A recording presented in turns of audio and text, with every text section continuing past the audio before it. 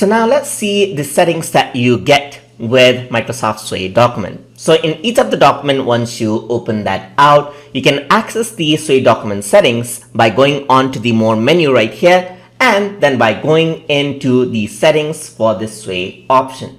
So once you click on settings for the Sway, what happens is that you get a bunch of options. You can choose the language that you want to work with. So right now the language is set to in the United States. So you want to work with other languages for your particular Sway document, then you can choose the ones from which are available right here. So that's one option that you have.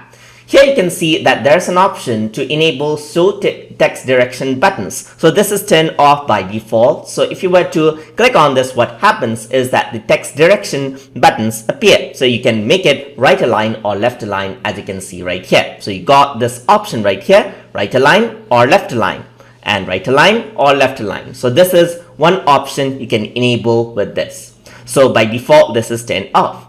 The other one is use right to left layout. So in the design view, you can see that the controls are on the bottom right hand side by default. But if you were to go over here onto the settings and use this option, what happens is that they are located on the left side. So you can see that the direction of this changes, the layout changes just like that. You also have access to different view settings. So by default, viewers and co-authors can duplicate the Sway, print out this and so forth, and viewers can change the layout of this Sway. So this is for the editing option. You can turn this off as well, just like that, and you can just give the option for the viewers to export this Sway or print out this Sway, just like that. So that is how you can give different accesses to other viewers from the setting option for the Sway document.